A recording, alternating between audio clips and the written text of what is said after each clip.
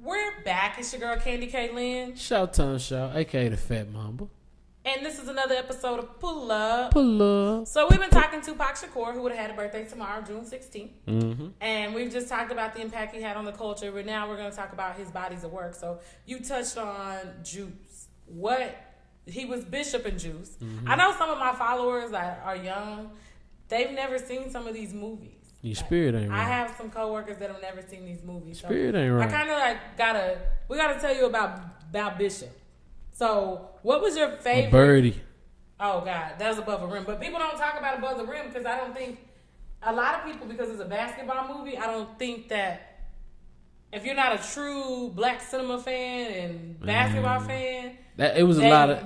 They know. It was Hall of Fame blacks in that movie. Yeah, like Leon, Marlon Wayans, a young Marlon, young Marlon Wayans, Dwayne Martin. Yeah, you know what I'm saying? When Like Bernie Mac. Yeah, like you just don't. I never understood the beginning of the movie when I was young. Like why are they touching the? What are bumps? What are bumps? And that was like they was kicking each other in the butt. Or they was throwing the butt at somebody's baseball. But I guess there was some up north stuff. But Juice ain't like okay.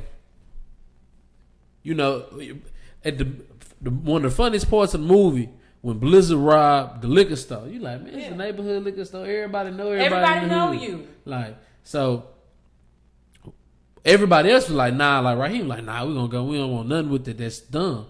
You knew at that point, like that was the turning point. That was the climax. Like Bishop was bad. Nutty. Bishop was nutty, and he was trying to go for something. He was going out. Blazing. Raheem was trying to do it smart. He was like, man, we got our little schemes, our little we ain't but Bishop was like, I got that fire. I'm gonna go shake something. You know what I'm saying? But let's talk about the narratives of these sociological aspects when we talk about movies like that, where you have these kids where Q is into his music. Yeah, he's DJing. It's a big deal at that time. He's got this rap battle. Queen Latifah was, Queen shows up. Flex was in that movie. Flex shows up. That movie was thick. And again, this movie came out in 1992. It's 2018, and we're still talking about it. And you know what? We gotta make another Juice, but not like that vibe. We don't have that vibe no more for black movies. Well, it's not the same. Well, first of all, the East Coast is totally different. The era in which we're in and how society. But we can spin it down south though. We can spin it down south. You're sharing too much information. Okay, you got copyrights, patents. People be stealing. You gotta watch what you say. But we talking about Bishop right now. Get back to Bishop. Bishop was a fool. Bishop was dumb. He had the Gumby.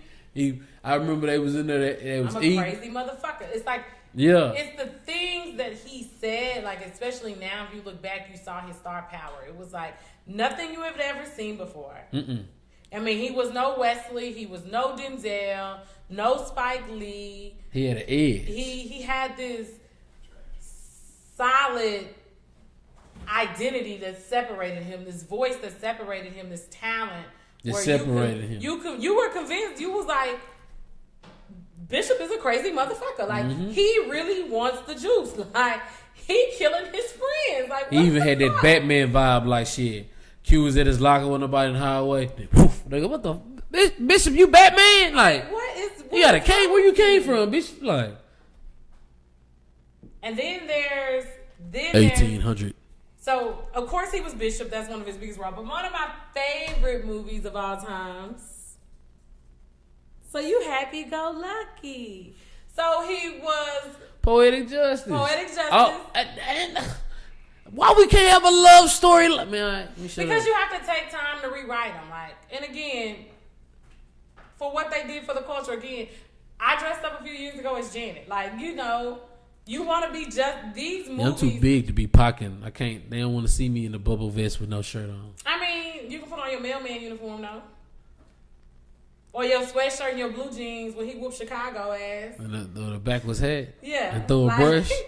I'm sick of you brushing that weak ass face. Y'all Chicago fade with Fred. Chicago fade with Fred. He brushed his fade the whole movie.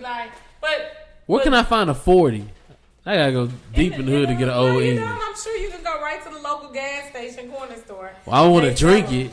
I don't want to drink the old English. You just want to put it in the video. But now, I don't think that's popular anymore. Do anybody drink 40s? They do? Where?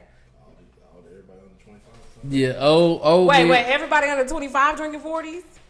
They never took consumer marketing under Miss Johnson. Miss Johnson and Mimi talked about, and listen, go to a beer brewery, they show you what they do with the leftover beer.